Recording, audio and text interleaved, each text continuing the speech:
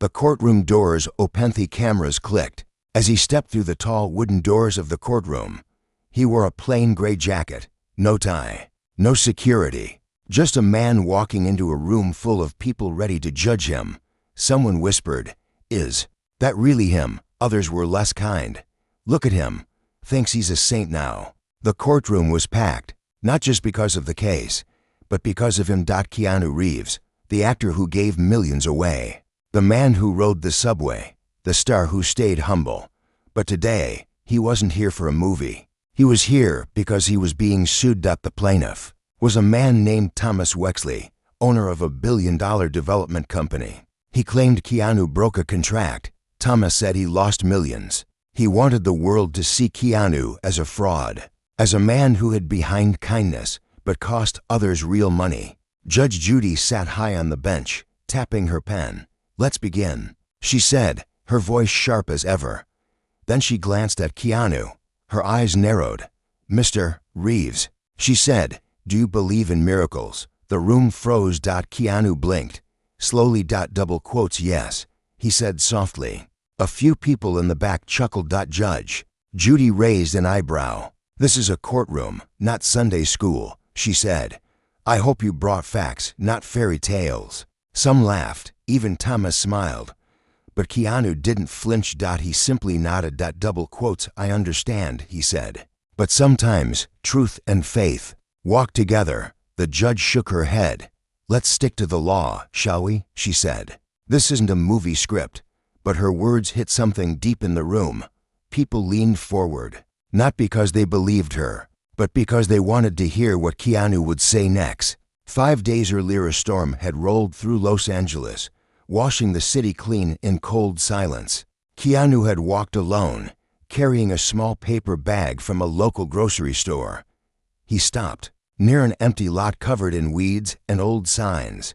There, kneeling in the mud, was a woman with white hair. She was picking up trash with bare hands. Keanu walked closer. "Mum?" he asked. She looked up. Her eyes were bright blue, but one was clouded over with a cataract. "Yes, do you live here?" "Not really," she said. "Just to remember here." He knelt beside her. "What's this place?" "Used to be a children's shelter," she said, "before the city shut it down. I worked here 20 years. They tore it apart. But some pieces still matter." She held up a bent spoon. "This was Sammy's. He only ate cereal, no matter what we cooked." Keanu looked around. Rusted swings, a crumbled wall, a toy fire truck half buried in dirt. "Why are you here alone?" he asked. She smiled. "I believe kindness leaves a trail. Even if the place fades, love stays. I come back to water the memory." Her words sat heavy in his chest. He asked for her name. "Martha," she said. He handed her the bag of groceries. "Would you let me help?" he asked. She chuckled. "You already have, son, just by listening." Present day, courtroom. Judge Judy banged her gavel. "Mr. Reeves, is it true you canceled the agreement with Mr. Wexley's firm just days before construction began?" "Yes," he said. Gasps echoed. "And why would you do that?" she asked. Keanu looked at Thomas. Then back at the judge. "Because the land was not just dirt. It held lives. It held love." Judge Judy scoffed. "You mean that broken lot with rusted metal and trash?" "Yes," Keanu said, his voice steady. "It was once a shelter. I met one of the caretakers. She reminded me that some places carry more than history. They carry heart." The judge leaned forward. "You do realize this is a contract dispute, not a poetry slam?" A few people laughed again. Keanu nodded. Double quotes, "Yes, Your Honor. But a contract made with blind eyes can still hurt the living. I couldn't build a resort where children once found hope. Not without trying something better." "Better?" she asked. He pulled a folded piece of paper from his coat. "I bought the land myself and gave it to a non-profit. They're rebuilding the shelter." Double quotes, silence. Even Judge Judy sat back, surprised. Thomas stood. "That's not the point. I had investors, architects, blueprints. You had greed," Keanu said, quietly. "What did you say?" Keanu stood taller. "You had plans that ignored people. You wanted luxury. I wanted dignity. And if that makes me guilty, I accept that." The courtroom didn't move. Even the cameras seemed to pause. Judge Judy looked at him long. "Do you have proof of this shelter project?" "Yes," he said. He handed a folder to the clerk. Inside were photos. A new building rising from the ruins. Martha smiling with children. A fresh sign. "Hope House. Coming soon." The judge stared at the images. Then she looked up. "Wexley, why didn't you mention this?" Thomas's face went red. "Because it's a distraction. Or because it reveals your heart," Judge Judy said. She turned back to Keanu. "This is unusual. But sometimes justice isn't only about rules, it's about reason. And sometimes faith." She put down her pen. "I'm not done yet. But today, this court sees more than a dispute. It sees what a single act of kindness can do." And, for the first time that day, the courtroom was quiet. Not with silence, but with something close to respect. The woman behind the wall. Next morning, headlines screamed across every screen. "Keanu Reeves defends faith and shelter in live." Courtroom drama, but Keanu didn't read them. He was back at the lot. No, not a lot anymore. A site of rebuilding. Martha stood at the gate with a hard hat far too big for her head. "You made the paper," she said with a crooked smile. He smiled back. "They always do. Doesn't mean they understand. Some will," she said. "And that's enough." Behind them, workers were laying the foundation for the new shelter. Kids had come to help paint signs. Some carried brushes, others just played. It was louder than before, messier, more alive. But what Keanu didn't know was that someone else had noticed. A woman sat in a dark room in the city courthouse watching the televised rerun. She had pale skin, sharp cheekbones, and tired eyes that had seen too much. Her name was Claire Donovan. She was a junior lawyer in the public defender's office. No one really listened to her. Until now. She paused the video at the moment Keanu said, "Truth and faith walk together." Then she whispered, "I know where that line came from." Back to the courtroom. Day 2 court was back in session. The judge looked more serious now. Less dismissive. "Mr. Reeves," she said, "you've proven your actions were guided by conscience.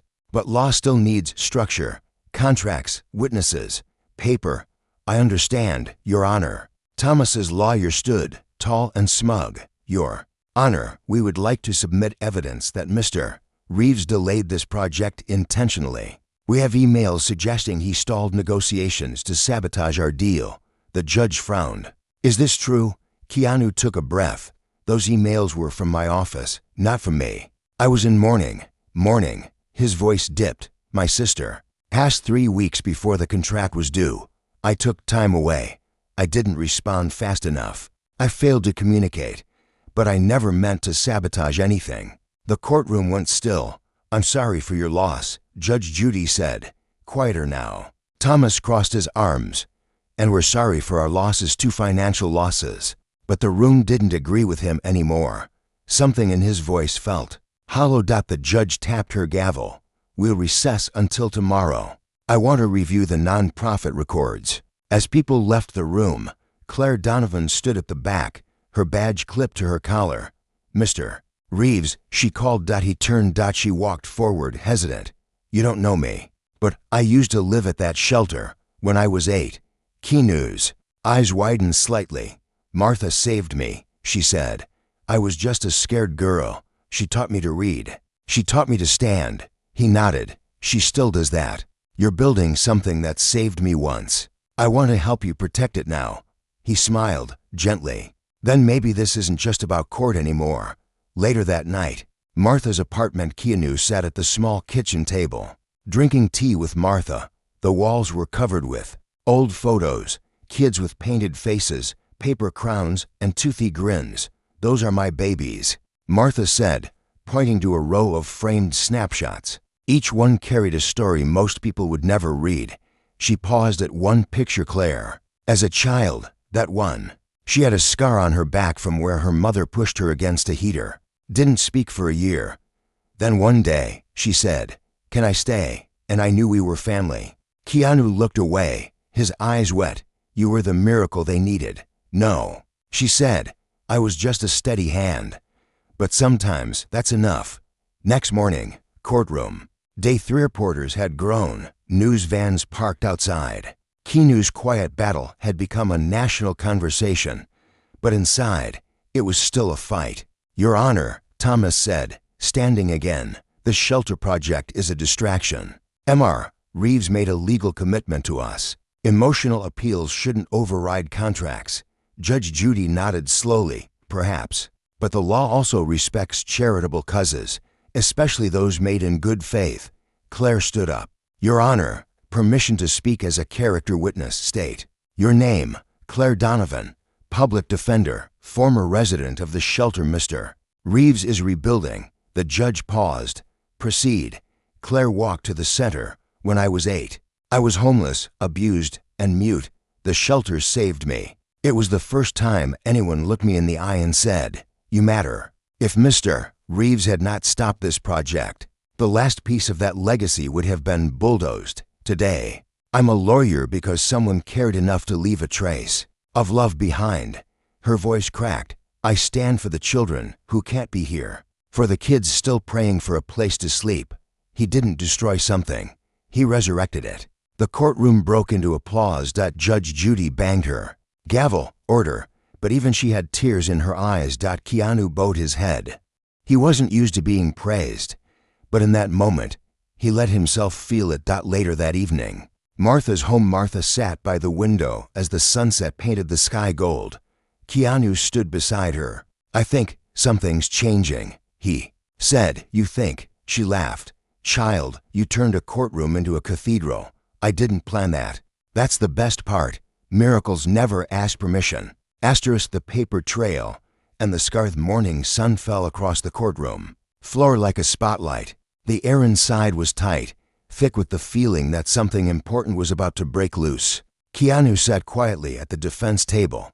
His hands were folded, calm, but his heart was heavy. Not because he was afraid of losing, but because people still thought this was about winning. Judge Judy entered briskly. "Good morning. Today we'll review financial records and the paper trail from both sides. I expect clarity, not poetry." She glanced at Keanu. He nodded. "Understood, Your Honor." The courtroom was filled again. Press, locals, and quiet supporters of the shelter project. Even a few former residents sat in the back, eyes hopeful. Thomas stood, straightening his expensive tie. "Your Honor, the emails we submitted showed delays in response, breaches of deadline, and a clear intention to abandon our joint venture. We had architects, engineers, and investors lined up. All that fell apart because Mr. Reeves suddenly grew a heart."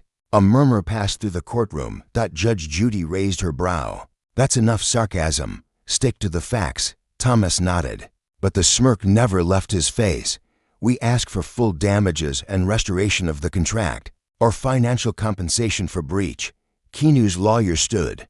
"Your Honor, may I bring forward new documentation?" The judge nodded. The lawyer handed over a set of neatly organized papers. "These show Keanu Reeves personally covered every cost tied to the canceled agreement, reimbursing contractors, settling equipment rentals, and compensating site workers. Not only that, but he also paid the city tax penalties out of his own pocket." Gasps. Even Judge Judy looked stunned. "Mr. Reeves," she asked, "you paid for all of this?" "Yes," he said softly. "I made a mistake. I didn't communicate during my grief, but I couldn't let others suffer because of my silence." "Why didn't you bring this forward sooner?" "Because I didn't want credit. I just wanted to do the right thing." Judge Judy looked down, shaking her head, almost smiling. "Well, Mr. Reeves, humility doesn't always help your case in court, but it does speak volumes." Claire, sitting nearby, leaned forward, whispering to another lawyer. "This man is rewriting what justice means," she said. The judge tapped her gavel. "Again, court will resume after lunch. We will also hear closing statements." As the courtroom emptied, Keanu stepped outside for air. But the moment he did, a voice called out, "You don't remember me, do you?" He turned. A man stood there in worn clothes and deep eyes. He had a scar on his jaw and walked with a limp. "You gave me your sandwich 15 years ago outside a film set. I was sleeping on cardboard. You didn't ask questions. You just smiled." Keanu blinked, searching his face. "You were wearing a denim jacket." Keanu said. The man nodded. That sandwich kept me going for 3 days. Then I got into a shelter. The same one you're rebuilding now. I've been sober 6 years. I've got a job, a daughter. You changed my life with a sandwich and a smile. Keanu swallowed. I didn't know. I'm glad you made it. You made it possible. Don't let them tear it down. The man walked away. And for a moment, Keanu just stood there, hands in his pockets, staring at the sky. Courtroom. Final session begins. Judge Judy sat straighter now. This case has become more than a legal battle. It's turned into a mirror for us all, but the law still requires judgment. We'll now hear closing statements. Thomas's lawyer stood first. We sympathize with Mr. Reeves's grief and generosity. But this is not about feelings. It's about broken agreements. Compassion cannot override contracts. He said. Keanu stood next. He didn't walk to the center. He simply stood where he was. Your Honor, I made a promise, not just on paper, but in my heart. I saw a place that once gave light to children who had nothing. And when I realized our deal would erase that light forever, I couldn't go through with it. I paid back what I owed. And then I gave more, because some things are worth more than profit. He paused. This courtroom may remember this as a legal moment, but out there, a little girl may finally sleep safely again. And to me, that's worth everything. Judge Judy stared at him for a long time. Then she looked down at her notes. The room held its breath. The verdict would come in the morning. As people left the room, Claire walked up to Keanu. You ready for whatever happens? She asked. He nodded. I didn't come here to win. I came here to tell the truth.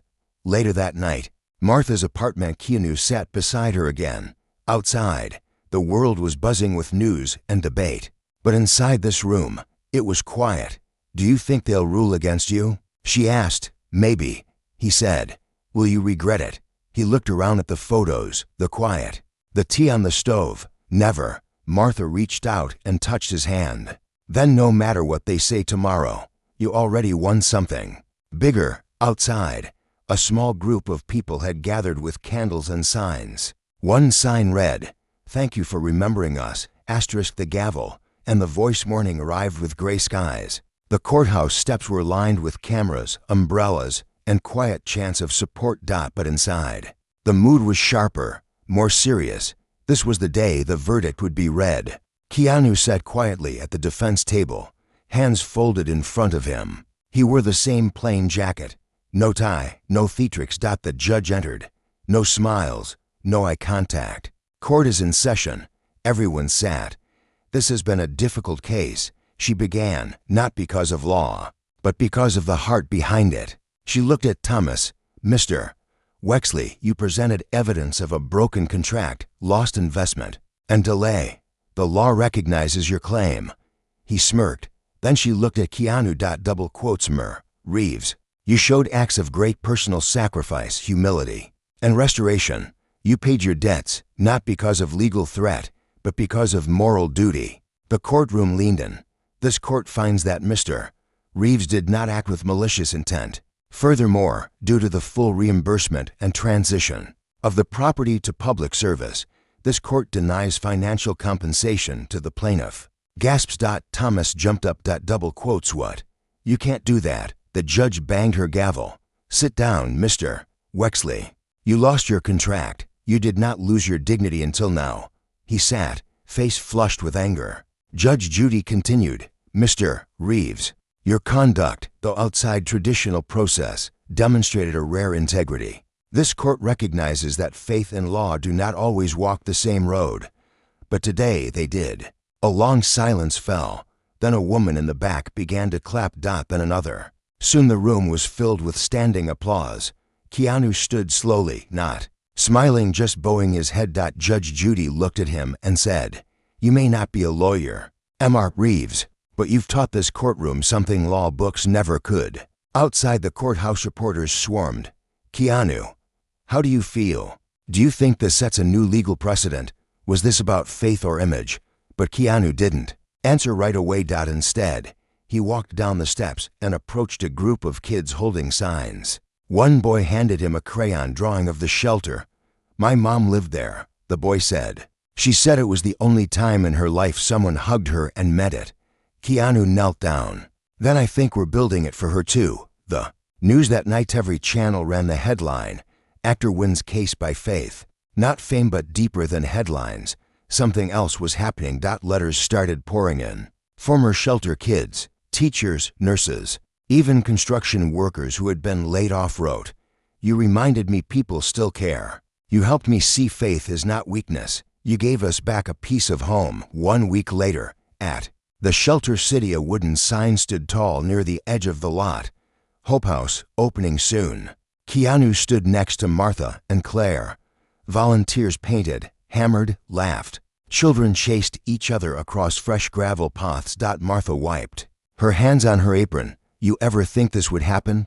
she asked. "Not like this," Keanu said. "I thought I was just fixing a mistake. But maybe we all needed this place more than we knew." Claire stepped up beside them. "The mayor's office called. They want to talk about expanding shelter programs in other districts. They said what you did changed the conversation." Keanu looked down at the dirt. "I just didn't want another kid sleeping on concrete." Later that evening, TV interview had avoided media all week. But this time he said yes. A quiet channel. No glitz, no makeup. The interviewer asked, "Keanu, in court, Judge Judy mocked your faith. You didn't defend it like most would. You stayed calm. Why?" Keanu looked into the camera. "Because faith doesn't need to shout. To be real, I wasn't there to prove I was right. I was there to stand beside what I believed was good. You can lose an argument and still win someone's heart." The interviewer was silent. Then he asked, "Do you think this story is over?" Keanu smiled. "No, it's just beginning." Meanwhile, Thomas Wexley's office, he sat alone, reading article after article. His phone had stopped ringing. Investors had walked away. No one wanted to be connected with someone who tried to bulldoze a children's shelter. His assistant entered. "Sir, a package came, no return label." He opened it. Inside was a framed photo of the new shelter being built. Underneath, one line, "You still have time to build something good." His hands shook. But deep inside, a crack formed in the wall he had built around his heart. The storm before the blessing. Sky over Los Angeles turned dark just before dawn. Thunder rolled in the distance, soft but steady, the kind of storm that reminded people to pause. Keanu was already awake. He sat on the unfinished front steps of the shelter, sipping black coffee from a tin mug. The wood under him was still fresh, unpainted, but strong. His eyes watched the sky, but his thoughts were far away. The courtroom was behind him. The news stories were fading, but something inside still whispered that the fight wasn't over. Martha joined him with her own mug. "You always wake before the sky does?" she teased gently. He smiled. "Just wanted to sit with the quiet." She nodded. "It's a good kind of quiet," she said, "not the lonely kind." They sat together, no words needed, until her phone buzzed. A message. Her face fell. "What is it?" Keanu asked. "Fire inspector," she said. "Someone reported code violations. The inspection's been moved up today." Keanu stood. "But we're still laying flooring." "Doesn't matter," Martha said. "If they find one problem, we get shut down." He paced. "Who reported it?" "Anonymous," she said softly. "But you know who it was." Meanwhile, Thomas's office. Thomas stared out his window. His company had lost deals. His face was now a symbol of greed. His investors had all backed out. But inside, something worse was happening. His pride was crumbling.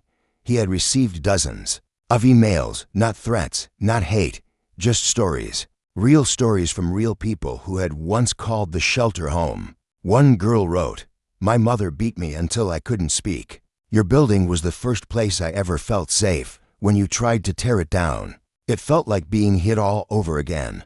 And still, Thomas had made the call to report them. He wanted to stop the shelter, if not with lawyers, then with rules. But now his hands shook. He reached into his drawer, pulled out the photo Keanu had sent him. The one that said, "You still have time to build something good." He stared at it. At the shelter, 2 hours later, fire inspector arrived. Clipboard, gloves, grim expression. Keanu greeted him respectfully. "I know this was short notice." Keanu said. Anonymous report. We have to check every beam, wire, and wall. The inspector said that he began his sweep. The volunteers worked quietly in the background. Claire arrived in a rush, carrying permit papers and safety documents. Martha looked tired. Her hands trembled as she cleaned a corner that had already been cleaned twice. Keanu noticed. We're going to be fine, he said gently. Even if they shut us down today, we'll rebuild again tomorrow. She looked at him. I'm not tired because of the work. I'm tired because I don't want these children to be disappointed again. Keanu nodded. Then we'll carry their hope for them.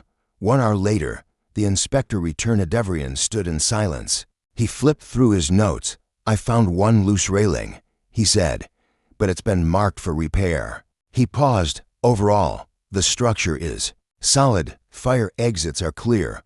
Wiring is up to code. You pass.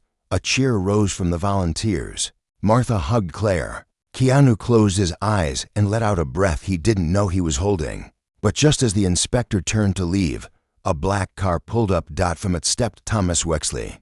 People froze. Claire stepped forward. What are you doing here? She asked. Thomas held up his hands. I'm not here to stop anything. I just needed to see it. Keanu walked forward slowly. You already saw it once. You tried to level it. Thomas nodded. No fight. No arrogance. I was wrong. A hush fell over the entire site. I let money blind me. I let fear drive me. And I'm sorry. He reached into his coat, handed Keanu an envelope. I sold a property. It's not much compared to what I once had, but it's enough to cover the playground and the kitchen equipment. Keanu didn't take it at first. Why now? Because, Thomas said, his voice cracking, someone once gave me a second chance, and I threw it away. But when I saw this place rising from the dirt, I realized second chances are still waiting, if we're brave enough to take them. Keanu took the envelope. Thank you, he said quietly. No, Thomas said. Thank you for not hating me. He turned and walked away. No cameras followed him. No applause. Just a man walking into the first step of redemption. That night, a soft rain fell inside the shelter. Volunteers finished painting the last wall. Keanu stood before it with a brush in hand. The children had voted on what to write. He dipped the brush in blue paint. Then wrote in big, careful letters, every heart deserves a home. Martha clapped. Not bad for an actor. Keanu laughed. Not bad for a miracle. Asterisk the ribbon, and the rainth sun broke through the clouds just as the final nail was hammered into place. The shelter was finished. Not perfect, not polished, but full of life and hope. Keanu stood at the gate with Martha, Claire, and dozens of others. Children giggled behind them, dressed in clean clothes donated by strangers. One boy clutched a toy fire truck, the same one Martha had once found half buried in the old lot. Today, it was clean, red, and whole again. You think they'll come? Martha asked, smoothing down her sweater. Who? Keanu asked. The world, she said with a half smile. We've done something good here, but does the world still care? Before he could answer, buses pulled up. One by one, people stepped off. Former residents, teachers, journalists, volunteers from the early days, and at the back of the last bus, Judge Judy. She walked forward in a blue coat, no robe, no bench, just a woman with eyes that saw too much. Mr. Reeves, she said, nodding. Your Honor. He replied with gentle surprise. Not today, she said. Today, just Judy. Keanu smiled. You came. I watched this place be debated in court. I wanted to see it breathe in real life. She looked around. You built something rare, and you didn't need to win to prove you were right. Keanu turned to face the crowd. There were no reporters holding microphones, no red carpets, no spotlights, just candles, hands held together, and the sound of kids laughing freely in the yard. Claire stepped up with a ribbon and scissors. Martha held the scissors out to Keanu. You deserve to cut it, she said. But Keanu shook his head. He turned to a small girl in a flowered dress, standing shyly behind Claire. What's your name? He asked. Daisy, she whispered. Daisy, would you help us open this home? She nodded, eyes wide. He lifted her up, guided her little hands around the scissors. Together, they cut the Ribbon. The crowd clapped, the doors opened, and Hope House was born again. Later that evening, inside the shelter, people wandered through the halls. Each room had a name, not a number. Names like courage, peace, and light. In one hallway, a photo wall was already being filled. Martha hung a photo of Claire as a little girl. Next to her, a spot was left open for the next child who walks through our door, she said. Keanu stood in the kitchen, stirring soup beside a teenage boy. What's your favorite dish? He asked the boy. Mac and cheese, the boy said quickly. Mine too, Keanu smiled. We'll put it on the menu every Friday. Outside, the rain began to fall again. Not heavy, just soft. The kind of rain that feels like a blessing. 1 week later, TV broadcast. A local channel aired a follow-up piece. No lights, no glamour, just a camera crew walking through Hope House. They showed the bedrooms, the art room, the garden plot where Martha was already growing vegetables. And they showed the children laughing, painting, sleeping peacefully. The anchor closed with these words: sometimes the courtroom shows us laws, but sometimes a man shows us what justice with a soul looks like. Not because he was rich, not because he was famous, but because he believed in second chances. At Thomas's office, weeks later, a letter sat unopened on his desk. It was from a mother who now lived in Hope House. It read, I forgive you, because now my daughter sleeps safely each night, and you helped make that happen. He held the letter to his chest, and for the first time in a long time, he wept. Final scene, Keanu in the garden. He knelt beside Daisy, now planting her first flower. What's this one called? He asked. Sunshine, she said. He smiled. Good choice. Then she looked up at him. Do you think we'll get another storm? Keanu looked at the clouds. Maybe, he said. But we're not afraid of storms anymore. And as they watered the soil, the wind carried laughter through the trees. No cameras, no applause, just kindness, quietly changing the world.